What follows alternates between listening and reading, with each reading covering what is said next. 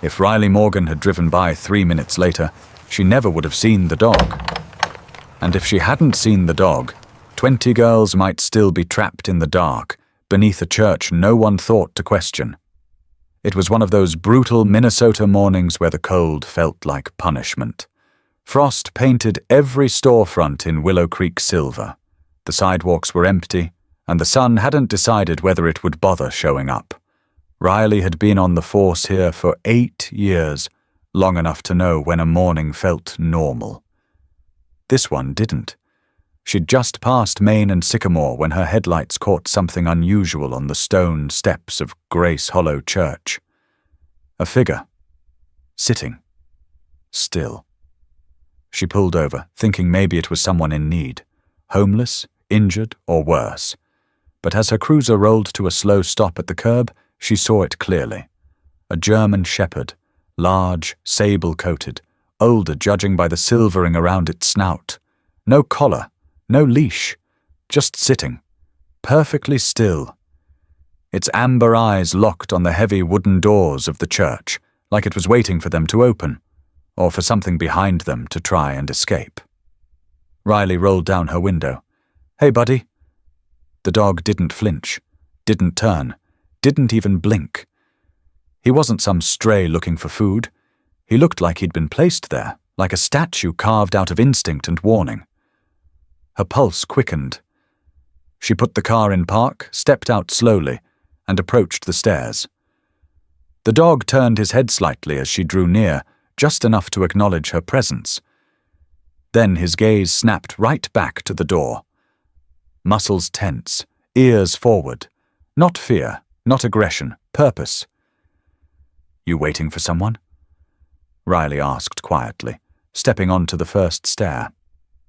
The dog didn't answer, but something in the way his breathing steadied, deep and controlled, told her he wasn't just any dog. She crouched down, a few feet away.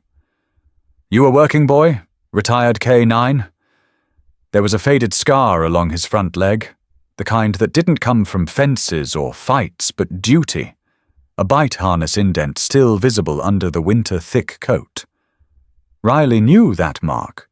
Ranger, her old partner, had one just like it. This dog wasn't just trained. He was military or law enforcement. He was placed. But by who? She stood and scanned the front of the church. Nothing moved. The building had stood for over 100 years, its white steeple visible from nearly anywhere in town. It was the kind of place people got married in. Buried in. No one ever imagined secrets inside places like that. And yet the hair on Riley's arms wouldn't lie down. She walked to the door, tested it, locked. Behind her, the dog stood slowly. Not to challenge, to follow. Riley looked down. "You trying to tell me something?" The shepherd took a step forward and sat beside the door again. Same position. Same posture. Watching. Riley sighed, her breath fogging in front of her. She wasn't on duty this morning. Just stopping by the station to drop off reports, but her gut was louder than her schedule. She knocked twice on the church door. Silence. Then, just barely, a sound. Not from inside the sanctuary, but lower, a vibration underfoot, faint, repetitive. She stepped back. That's not a furnace. The dog let out a low growl, not a threat, but a confirmation. Riley turned on her heel and walked back to her cruiser. As she opened the door, the shepherd let out a single bark. Short, sharp, deliberate. She turned back. "I'm coming back," she promised. By the time she returned with Deputy Hannah Laird 20 minutes later, the dog was gone. Just vanished. "What kind of dog?" Hannah asked as they examined the front of the church. "German shepherd. Looked retired, maybe military. He was watching." "Watching what?" Riley pointed to the door. "That." They knocked again. This time, Reverend Abram Wallace answered, his eyes puffy like he'd just woken up. Mid-60s. Soft-spoken. Willow Creek native. "Officers." he said, clutching his robe tighter against the cold. Is everything all right? We got a report of unusual noise coming from the property, Riley said smoothly. Noise? He looked genuinely confused. This place is empty in the mornings, except for me and sometimes the custodian. You mind if we take a look around? The pastor hesitated, just for a breath. Then he smiled and stepped aside. Of course, nothing to hide. Inside, the church smelled like old wood, coffee, and polish. The sanctuary was quiet, peaceful. They did a walk-through of the main floor, checked storage. Everything looked as it should, but when Riley asked about the basement, Wallace's tone changed. Oh, the lower levels sealed off, he said quickly. Old pipes, bad insulation. No one's used it in years. Can we see it anyway? There's nothing down there, he said, smile thinning. Just broken fixtures and dust.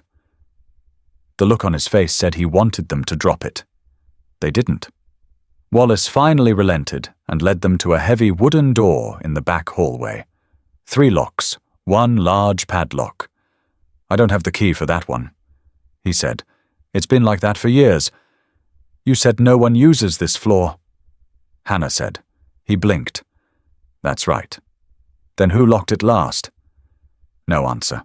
Riley crouched near the floor. There, barely visible, was a streak of grime pushed outward, like the door had been opened recently. She stood. We're going to need bolt cutters. Wallace hesitated, then nodded. If it'll help settle things. As they turned to leave, Riley's radio buzzed. Dispatch to Morgan. Animal Control just got a call. Shepherd matching your description was spotted again, this time in the alley behind the old hardware store. She smiled. He's still watching. Hannah raised an eyebrow. The dog? Number the door. They didn't know it yet, but by nightfall, 20 missing girls would be found alive, and it would all trace back to a dog who refused to look away, and someone behind that locked basement door who never wanted them found. The first time Riley Morgan met Ranger, he was leaping from a Blackhawk into snow that swallowed him to the chest. She followed 2 seconds later, landing hard on a slope slick with ice, heart hammering in her throat, boots barely holding traction. They were 8 hours into a SAR-op in the Rockies. Whiteout conditions, teenager lost, barely a cell ping to go on. Ranger had been flown in from a neighboring unit, a last resort. He didn't bark. He didn't pace or whine or hesitate. He hit the ground running, nose to the wind, coat slick with sleet. And Riley, still junior on the squad then, watched him carve a path through the storm like he belonged to it. That night they found the girl, barely alive, curled beneath a fallen tree. It was Ranger who nudged her first, sat beside her until Riley reached them. She remembered laying her hand on his back and feeling a heartbeat as steady as a drum line. After that, Riley asked for him on every deployment. Over the next 5 years, they became the unit's go-to for the impossible. Avalanche zones, rock slides, flash floods. She trained with him, bunked beside him, trusted him in spaces no one else dared enter. And he never let her fall. Not even in the canyon. The canyon drop wasn't supposed to happen. They were 2 hours into a routine post-storm sweep when the edge gave way beneath her boots. Riley remembered the snap of roots, the hollow sound of air rushing past, then pain, sharp, sickening, when she hit rock. Ranger had lunged, too late to catch her, but not too late to bark, not too late to stay. While she lay with her leg shattered and blood freezing in her veins, Ranger stayed pressed against her side, his body a shield against the cold. He didn't leave, not even when search teams arrived, not even when they had to sedate him to get her into the chopper. She woke up 3 surgeries later with a metal rod in her femur, nerve damage in her foot, and a medical discharge waiting on her bedside table. Ranger retired 3 months after. She brought him home. They bought a house just outside Willow Creek. quiet, close to the forest, but not so far she couldn't hear traffic if she wanted to. Ranger adjusted quickly. He still did perimeter checks at night, still alerted when the postman came too close to the porch. But mostly he slept near the fireplace, took long walks at dusk, and leaned into her chest when the nightmares came. Riley took a job with the local PD. Not glamorous, but it felt right. She told herself she was done with rescues, that her body couldn't take the strain. But there were days she looked at Ranger and wondered if he missed it the way she did. The work, the purpose. Even then, he never behaved like this. Sitting at the church steps, day after day, still as a sentry, eyes fixed like he was holding back a ghost. Back home that evening, she crouched next to him in the kitchen. "You gonna tell me what's going on?" she asked, setting down a bowl of chicken and rice. His favorite. Ranger didn't move at first. Then, slowly, he stepped forward, nudged the bowl once and looked back at the door. Not at her, at the exit. That was new. He'd always eaten, always looked to her for permission before leaving a room. Tonight, his body was caught between two instincts: stay with her or go stand guard at a door no one else thought twice about. She watched him, watched the tension in his shoulders, the way his breath came slow and shallow. Not stress, focus. It unsettled her more than she cared to admit. That night, she couldn't sleep. Every time she closed her eyes, she saw him, on the church steps, statue still, as if welded there by something ancient. Not fear, not habit, purpose. Just after midnight, she rose and pulled on her coat. Ranger lifted his head from the rug, eyes alert, tail sweeping once across the floor. "All right," she said. "Let's go." She drove back to Grace Hollow with the windows cracked to keep her awake. Frost had crept in along the windshield edges. The streets were empty. Snow dust swirled in the beams of her headlights. Ranger sat up in the passenger seat before she even pulled to the curb. When they arrived, he didn't wait for a leash. He jumped out, trotted directly to the steps, and sat, exactly where he'd been that morning. Riley followed slowly, flashlight in hand. She scanned the building. No signs of entry, no movement in the windows, nothing but cold stone and silence. Then she heard it, a sound so faint she almost dismissed it. A scuff, maybe a creak, from somewhere deep inside. She froze. Ranger didn't. He stood, walked to the side of the building, and nosed at a section of snow-packed earth near the foundation. When she joined him, she saw what he'd found. A small metal door nearly hidden under a drift. Industrial, low to the ground. Probably once used for storage. She ran her hand over it. Warm. Her breath caught. She turned to Ranger, who sat down again, his body taut. "You're serious about this, huh?" He didn't wag his tail. Didn't bark. Just looked at her with that same gaze she'd seen 1,000 times in the field. The one that came right before he led her into places no sane person wanted to go. She crouched down and pressed her ear to the metal. At first, nothing. Then, soft and distant, a sound she hadn't expected. Tapping. She jerked back. Riley stood, heart racing, mind racing faster. That door wasn't abandoned. That warmth wasn't ambient. And Ranger hadn't changed. He was still the best damn search dog she'd ever known. Whatever this was, he'd found it first. And this time, she was going to believe him. By the third morning, it wasn't just strange. It was personal. Riley pulled up to Grace. Hollow church before sunrise. The sky was steel grey, the wind sharp enough to sting exposed skin. And there, like clockwork, was Ranger, sitting alone on the steps, watching the door as if it might move on its own. He didn't react to her car. Didn't turn his head when she called his name. Just kept his eyes fixed on the heavy wooden doors like they held a secret no one else could see.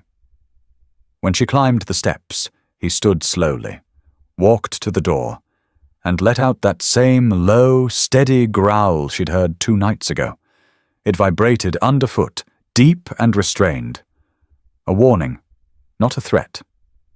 "All right," she muttered. "Something's here, and I'm done pretending there's not."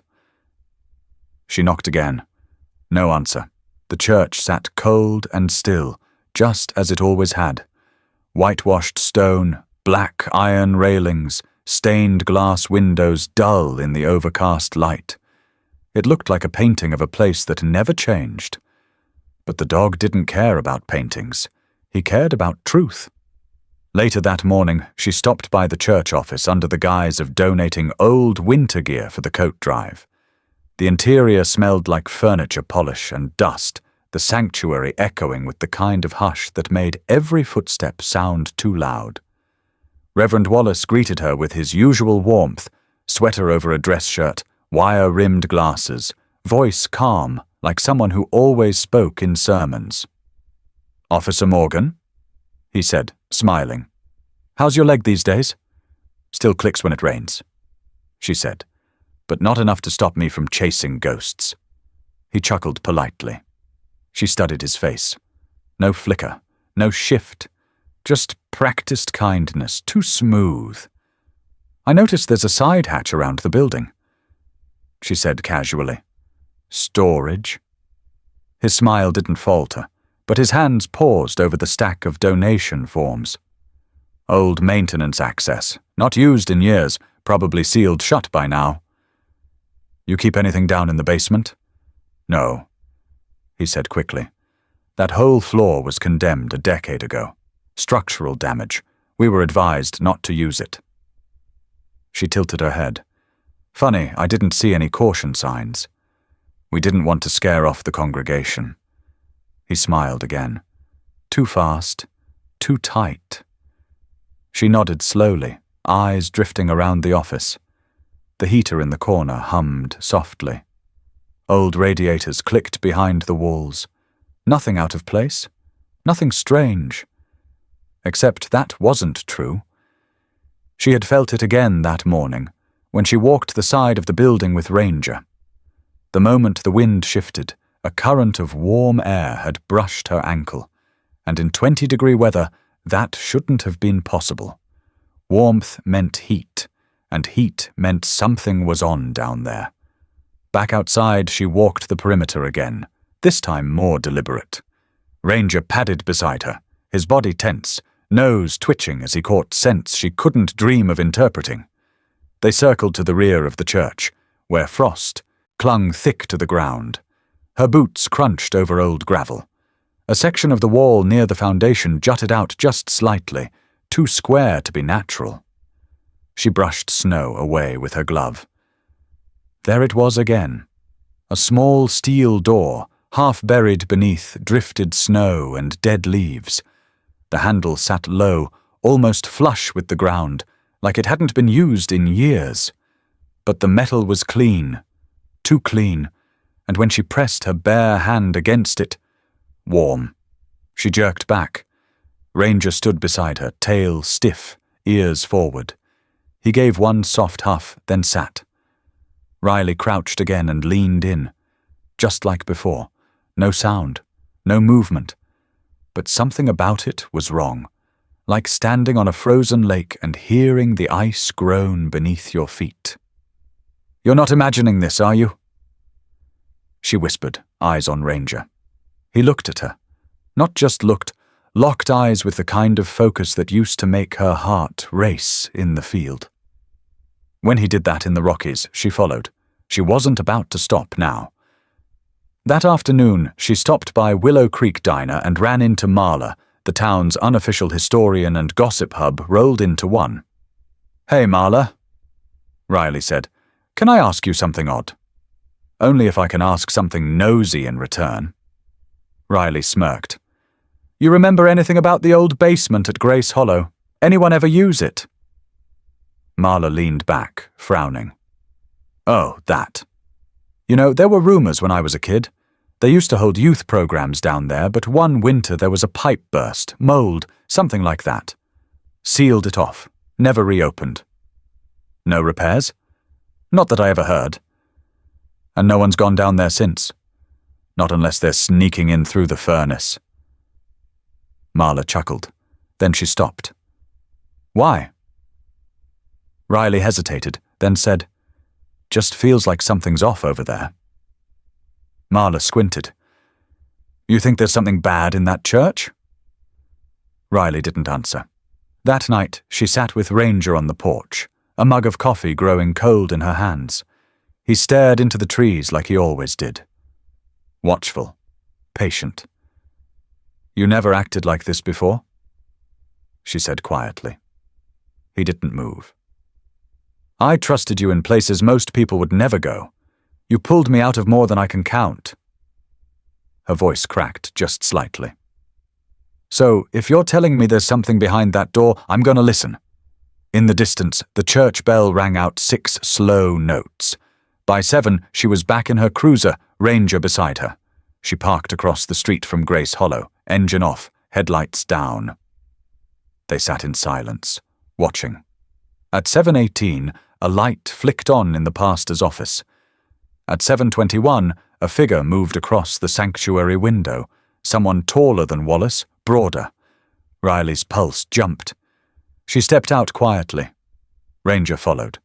By the time they crossed the street, the light was gone. But when she crouched at the side hatch again, the warmth had grown, stronger. And behind the door, she swore she heard something new. Not tapping. Breath. A human breath. Short, hitched, alive. Ranger growled low in his throat, the sound rising like thunder beneath her boots.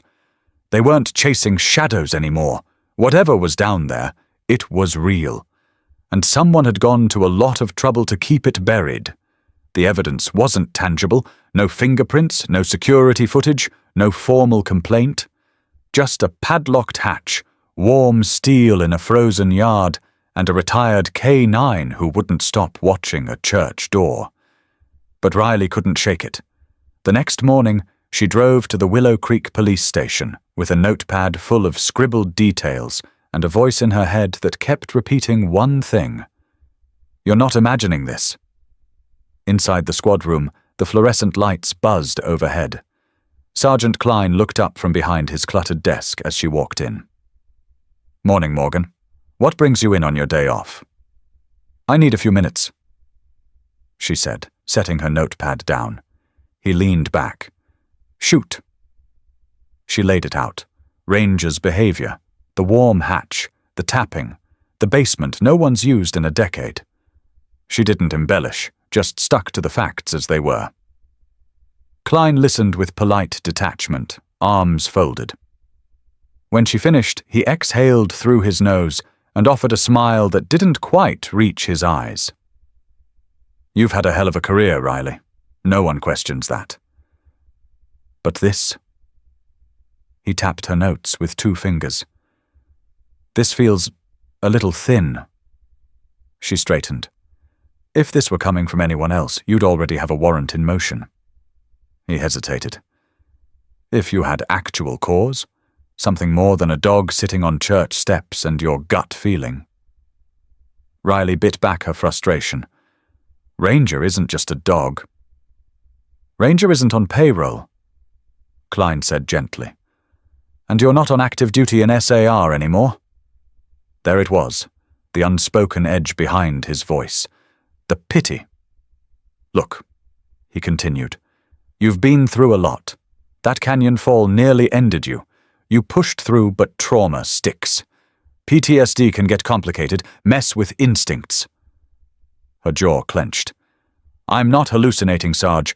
I'm telling you something's wrong. He sighed. We'll put a note on the watch list for that address, but I can't sign off on opening private property because your dog growled. Behind her, Deputy Hannah Laird stood with a mug of coffee and a hesitant look on her face. When Riley stepped outside to cool off, Hannah followed. You okay? She asked. Do I look okay? Hannah leaned on the brick wall. It's not that people don't trust you, Riley. They do. But ever since the injury, you've been different. Different. More cautious. More sensitive to threats that aren't always there. Riley stared at her. You think I'm chasing shadows? I think maybe your brain is wired to look for patterns. And Ranger? He's used to following your lead. You're in sync. Maybe you're feeding off each other. Riley let out a low, bitter laugh. So we're trauma bonding with a locked door. I'm just saying maybe you take a breath, step back, rest, let someone else pick it up. No one else is going to pick it up, Hannah. They already wrote it off. Hannah softened. You've earned a break. Why not take it? But Riley didn't want rest. She wanted answers. That night, she paced her small kitchen, anger bleeding into her hands as she scrubbed a clean coffee cup just to feel like she was doing something. Ranger sat near the back door, eyes following her. You're scaring me, boy, she said, dropping the sponge. Maybe we're both just broken. He stood. She turned away. Don't look at me like that. I don't know what I'm doing anymore. They think I'm chasing ghosts. Ranger moved toward the door and whined softly. Just once. Low and quiet. She didn't answer. By the next morning, he was gone. Riley searched the yard, the trail, the usual loops they walked together. Nothing. She checked her phone. No texts, no calls, just snow and silence. The hours stretched. When she finally got in her truck and drove, she knew exactly where to go. Grace Holloway. And there he was, alone on the steps, same position, same stillness, eyes locked on the door that had no right to be warm in winter. She parked across the street and watched him from the cab. He didn't look at her, didn't move, just kept vigil. And somehow that hurt worse than anything, because Ranger wasn't confused. He wasn't lost. He just didn't trust her anymore to follow. So he stayed, waiting for someone who would. The wind off the lake had teeth that night. It howled through the pines on the ridge like something alive, something angry. Riley sat behind the wheel of her truck, engine off. Ranger curled in the passenger seat beside her, his breath fogging the window glass. She'd told herself she was done. Told herself she wasn't going to keep circling the church like some half-crazed sentinel. But here she was again. It was just past midnight. No headlights, no patrol car. Just her old truck parked across from Grace Hollow under a dead street lamp that flickered like it couldn't make up its mind. Ranger had his eyes fixed on the steps. Again. Still nothing, Riley whispered, half to herself. She was about to start the ignition when she caught it. A sound, faint, fragile. She turned her head slowly, listening. There, again. Not wind. A sob. Riley's heart slammed against her ribs. She opened the door, boots crunching on the crusted snow as she stepped out. Ranger was already out ahead of her, moving with intent, his body low, ears pinned forward. She walked toward the side of the church, past the frost-covered stained glass, down toward the small steel hatch, nearly hidden behind a drift. Her breath clouded in front of her. She crouched, pressed her ear to the door. Silence. Then, a muffled sob, barely audible. 1 second, maybe 2. But it was enough. She straightened and reached for her radio, thumbing it to life. Dispatch, this is Officer Riley Morgan. I'm requesting immediate backup at Grace Hollow Church. Possible distress sound from the sealed basement hatch. Repeat, possible voice, human. The dispatcher hesitated. Copy. Who's your supervisor on this? Send Sergeant Klein, and bring bolt cutters. ETA 12 minutes. Riley clicked off and turned back to Ranger, who had stopped 10 feet away. His nose was up, air working through his nostrils like he was filtering every molecule. Then he growled. Not the low, steady, warning growl she'd heard before. This one was sharp, immediate, urgent. She followed his gaze. He took off, sprinting toward the back edge of the building, paws tearing through the snow like it wasn't even there. Riley ran after him, heart in her throat. He stopped suddenly at the edge of a snowbank, digging, paws sending ice flying behind him. That's when she saw it. Another hatch, different from the one they'd inspected earlier, smaller, older, mostly buried, but the edge of a rusted handle stuck out just above the snow. And in that moment, even through gloves and adrenaline, Riley felt the heat pulsing from beneath the metal. She crouched beside it. Her fingers scraped ice and lichen from the edge. Ranger stayed pressed against the door, his body a wall. Behind the metal, she heard it again. Crying. Software wet. Real. This isn't nothing. She whispered. Not this time. Red and blue lights lit the street minutes later. The first cruiser to arrive skidded slightly on the icy curb, tires crunching to a stop. Sergeant Klein climbed out, jaw tight, coat flapping in the wind. "You called it in as a possible victim?" he said, voice raised over the wind. "I heard someone crying," Riley said, pointing. "From that hatch." Klein walked over, knelt. He pressed a hand to the steel, then jerked it back. "Warm," he muttered. "No way it should be warm." 2 more officers arrived, Deputy Hannah among them. She looked at Riley, then at the hatch. "You really heard crying?" Riley nodded once. Klein still hesitated. "This is church property. Without visual confirmation of a threat or victim, we're stepping into murky legal ground." Riley stepped closer. "There is someone down there." "You don't know that." "I do." Klein looked at her hard, jaw flexing. "You're sure?" Before she could answer, Ranger let out a growl so deep it sounded like thunder rolling through his ribs. Then he lunged forward, teeth latching onto Riley's jacket, tugging her toward the hatch. He didn't bite. He didn't panic. He pulled her with purpose. "Jesus!" Klein said. "The dog's trying to get you to open it." Riley stood firm. "You want probable cause? You've got it. That dog pulled kids out of mountain. Wreckage 3 days after storms. He doesn't make noise unless something's real." Klein stared at her, then nodded to the arriving team. "Get the bolt cutters." An officer ran to the cruiser. Ranger never moved from his post. The wind howled again, rattling the stained glass above them.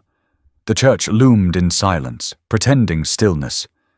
But they weren't fooled anymore. They cut the lock. The metal gave way with a crack loud enough to silence the night. And the sob behind the hatch became a voice. "Help, please. Young. Female. Real." They opened the door. Hot air poured out, wet and unnatural, the smell of body heat and sweat and old fabric.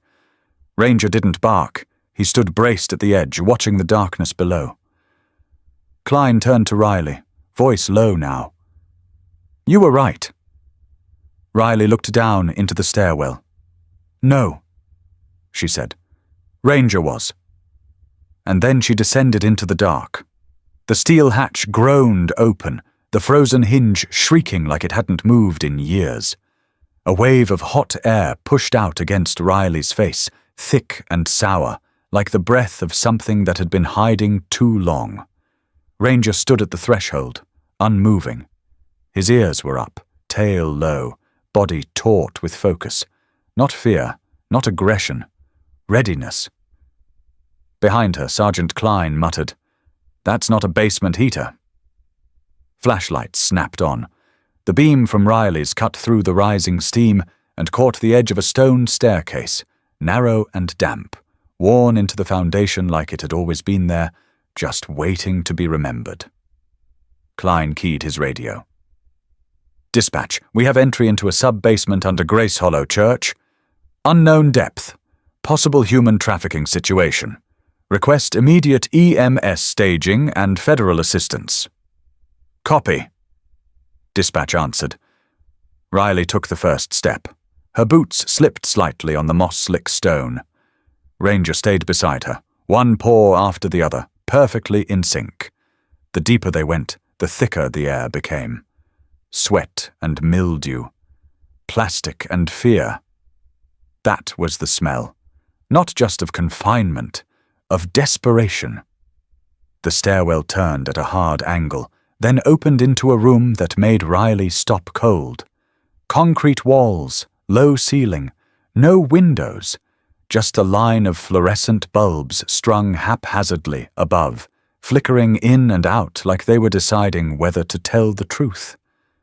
Against the far wall, mattresses, thin, stained, folded blankets beside them, some barely more than towels. A line of gallon water jugs stacked against a shelf, half empty. A plastic bin of dry cereal. No heat source, yet the room was warm. Too warm. Movement, a rustle, then eyes, dozens of them. From the shadows, young girls began to emerge. Some stood. Some stayed huddled in corners, shielding their faces from the light. Riley's breath hitched. She counted. 8, 12, 17. 20. Most no older than 25. Some looked barely 16. All of them were thin, pale, wearing oversized sweaters, hospital scrubs, or clothing that didn't fit. One girl clutched a worn backpack like it was the only thing keeping her together. Klein came up behind her, his voice tight. "We need to move, fast." A girl near the front, a small brunette with a healing cut above her eyebrow, stepped forward. Her lips moved, dry and cracked. Her voice barely more than a whisper. "The dog." Riley dropped to a knee beside her. "We heard him, every morning. We knew someone would come." Riley reached for her gently. "You're safe now." Behind her, Ranger moved carefully among them. No barking, no sniffing for threat. Just presence. A steady patrol between the shadows, as if checking every corner before giving the all-clear. Another girl tugged on Riley's sleeve. "Are the others coming?" "What others?" "There were more. 2 nights ago they took 5 away. Said they were moving them. He said the church wasn't safe anymore." Riley's stomach turned. "Who's he?" "He had a badge, not a real one. One of the girls said it was fake, but he had keys, and a van, and he called someone on a phone, kept saying they had to go before people started asking questions." Riley stood, her voice firm now. "We're getting you out, all of you." Klein was already on the radio. 20 victims found, possibly more in transit. "Roll in EMS now. I want every unit within 10 miles of Willow Creek at this site." Riley turned back to the girls. "If anyone's hurt, tell me now. We'll carry you. We'll get you upstairs." 2 raised their hands. Ranger came to her side and sat. Waiting. She looked down at him. "You did this," she whispered. "You never stopped." A deputy appeared at the top of the stairwell, silhouetted in flashlight beam. "Blankets and stretchers incoming." One of the girls stepped to the bottom stair, pausing as if unsure this was real. Riley held out a hand. "You're not dreaming. You're going home." One by one they filed out, some walking on their own, others leaning on each other. Riley moved among them, touching shoulders, guiding steps. Ranger led the line, tail high now, body relaxed for the first time in days. As they reached the surface, the cold air struck their faces like a baptism. Paramedics swarmed, unfolding blankets, checking vitals, no questions, no panic, just action. Riley stepped back into the hatch, did another sweep. That's when she saw it. A curtain, half torn from the rod, barely visible behind a makeshift partition of old crates and a broken bookshelf. She pushed past it. Another room, smaller, darker, and in the corner, a girl no older than 15 crouched behind a laundry bin. Riley knelt. "Hey, it's okay. I'm Officer Morgan. You're safe now." The girl stared up, wide-eyed, trembling. Then she looked past Riley to Ranger. Her lips parted. "You're real." Ranger stepped forward and nudged her knee gently with his nose. She broke, collapsed into Riley's arms with a sob that shook the whole room. When Riley carried her up the stairs, the light of the ambulance bay felt like stepping into another world, one that still had a chance. Klein met her at the top. "We've got IDs coming in from the FBI. At least 7 of them match federal missing persons cases." Riley looked back toward the hatch, still open, still bleeding warmth into the cold. And for the first time since it began, she let herself feel it. Rage, because someone built that space, maintained it, fed them, hid them. This wasn't improvised. It was a system, and someone was still out there, waiting for it all to blow over. Ranger sat at the edge of the scene, eyes on the church door, watching, like he always had, the one who saw it first, and never looked away. They found the man near the old grain elevators on the east side of the industrial zone. He was ducked low behind a rusted-out delivery van, hands scraped raw, breath smoking in the cold. His jacket was torn, one boot missing. He ran when they shouted.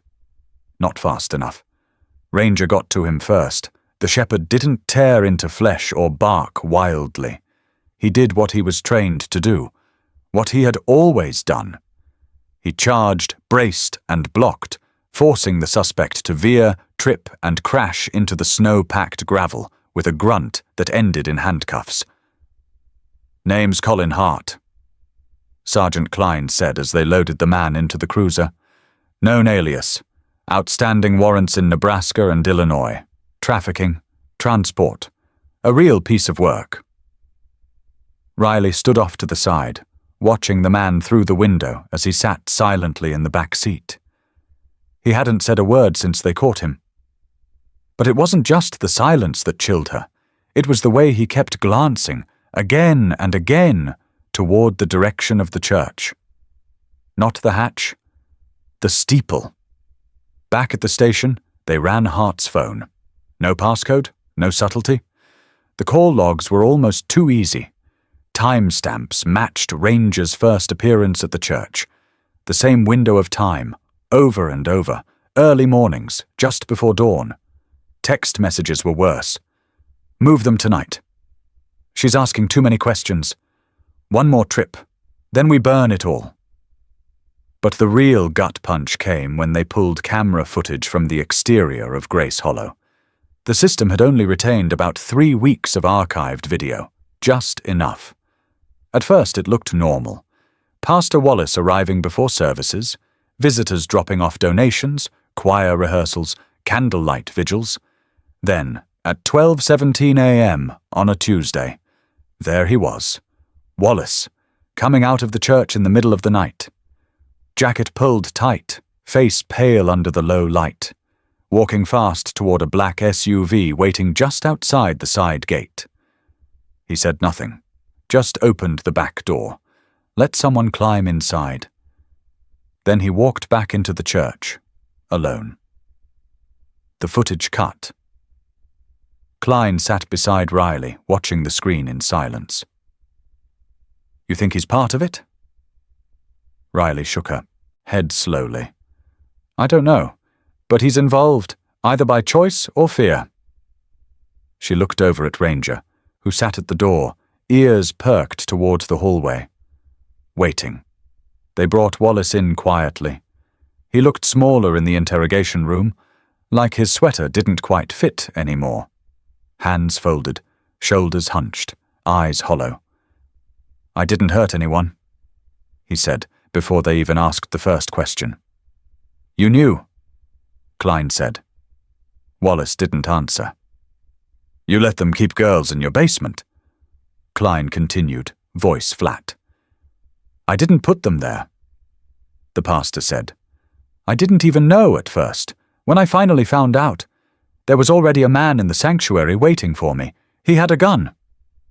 He swallowed hard. "He said if I told anyone, they'd move them all before help could arrive, that I'd be the reason they were lost forever, that he knew where I lived, that he knew my daughter's school schedule." He looked up, eyes bloodshot. "I believed him." Riley leaned forward. "Then why did you let it go on?" "Because I thought I could buy time. I told myself I'd find a way to get someone to notice without tipping him off. I thought, maybe someone would see." He paused. "And then the dog came." Klein frowned. What? The shepherd, Wallace said quietly. Started showing up a few weeks ago. Sat outside every morning. I thought at first he belonged to one of the neighbors. But then he didn't leave. He looked at Riley. I watched you, Officer Morgan. I saw you park across the street. Come back again and again. I thought, maybe this is it. Maybe this is the help I can't ask for. Riley sat back. The man wasn't lying. Or if he was, it wasn't the kind of lie criminals tell. It was shame, woven through every word. He still broke the law, Klein said later, outside the room. Obstruction, concealment, maybe more. He's not the head of this, Riley said. He's a pawn who thought he was doing damage control. And that makes it better? No, she said, but it makes it different. They called in the feds. The moment the number of recovered victims crossed into the double digits, it stopped being a local case. But Riley didn't leave. She sat outside the interview room and watched Wallace fold his hands and lower his head like he was praying for forgiveness he didn't think he deserved. And Ranger. Ranger lay by the door to the evidence room, where Hart's confiscated jacket still hung on a hook. He stared at it. Quiet. Focused. Until the moment someone new walked down the hall. A federal agent Riley hadn't met yet. And Ranger stood. Not aggressive, but alert. As if he already knew they hadn't caught the last man. Not yet. It started with Ranger pacing the perimeter of the impound lot. They'd returned to collect Hart's belongings, transfer evidence to the federal team. A routine box check morning. But Ranger wouldn't sit. Still his nose swept low across gravel, then froze near the rear fender of the black SUV they'd seized from the church. He let out a deep, urgent growl. Riley followed the trail he carved from that vehicle to the edge of the station lot, then across the field behind it. It wasn't the direction of town, it wasn't the road back to Grace Hollow, it was the train tracks. An old line, mostly used for scrap transport now, but the gravel beside it told a different story. Tire imprints, footprints, and then a candy wrapper half buried under a broken cinder block. A specific brand, Puerto Rican. Same kind found near the church basement. She called Klein. They followed Ranger east, past the edge of town, through overgrown brush and the charred skeleton of an old tool shed. No hesitation. Ranger pulled like he knew exactly where he was going. He stopped in front of a collapsed fence. Beyond it sat a one-story house, warped and sagging under its own weight. Windows boarded up. Door chained and padlocked from the outside, like someone was more afraid of people getting in than anything getting out. Ranger didn't bark. He moved to the back. There, beneath a shattered window, was a girl. She couldn't have been more than 16. Dirt-streaked face, trembling arms, holding a metal pipe, like it was the only thing between her and the world. A second girl sat just inside the threshold, barely visible through the gaps in the boarded window. Riley raised both hands. "It's okay. We're here to help." The girl flinched, then pointed. "The dog, he led you." Riley nodded slowly. The girl's voice cracked. "He's been circling the house for 2 days. We thought it was a trick." Federal agents arrived an hour later. The girls were given blankets, food, soft voices. One of them had an ID tag from a shelter in Arkansas. The other, missing from Fresno nearly 4 months. They hadn't been in the church basement, which meant there were more places like it. "This isn't just a storage site," one of the agents said grimly. "It's a relay." Riley looked around.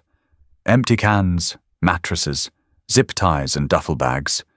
Everything pointed to transients. No permanent captors, just hands passing bodies. A house meant to be forgotten. A checkpoint on a map no one wanted to see. Back at the station, Klein handed her a file. "Joint Task Force in New Mexico wants you back in. said they need someone who actually listens to the dog. She half laughed, scanning the pages. It wasn't a joke, and she wasn't surprised. The ring was wider than they thought, stretching across states, rural corridors, abandoned silos, hidden highways. Every day they delayed, more girls disappeared into places that didn't show up on satellite maps. Riley stood outside the precinct later that night, watching the sky shift from dusk to bruise purple. Ranger sat beside her, alert but calm, his gaze on the dark road stretching into the hills. "You ready for one more?" she asked softly. He didn't move, just flicked one ear. They left before sunrise. A new team, new jurisdiction, but the same mission. This time, though, they had something most units didn't. A partner who didn't speak, but knew how to find the silence no one else could hear. By the time they crossed the state line, word had already spread. About the shepherd who wouldn't stop circling the church. About the girls who waited in darkness and whispered prayers to a dog they'd never seen. And about the officer who followed him, even when everyone else told her it wasn't her case. In back channels and briefing rooms, they started calling him the quiet legend. No medals, no press releases. But every time Ranger stepped into a room, people made space. Not because he was a dog, but because he was the reason 22 girls now had a second chance. They arrived just before sunset. Grace Hollow stood quiet for once, not the kind of silence that feels peaceful, but the kind that settles in when everything has already been said. The front steps of the church were taped off, the old wood groaning under yellow cordons and official notices. The air still smelled faintly of smoke from the welders who had sealed the basement doors shut. Ranger stepped out of the vehicle before Riley could grab his leash. He didn't pull. He didn't sniff. He walked straight to the front of the church, then sat, back straight, head high, facing away from the entrance. It was the first time he'd ever turned his back on that door. Riley stood a few feet behind, her arms folded tight against the wind. Something in her chest twisted. This place had taken something from both of them, but it had also given them back something neither expected. A few of the rescued girls were there, too. They had returned, not out of obligation, but because they needed to see it sealed, to know it couldn't hurt anyone else again. One girl, barely 17, stepped forward from the group. Her jeans were too short, donated probably, and her sleeves tugged down to cover the marks on her wrists. She approached Ranger slowly.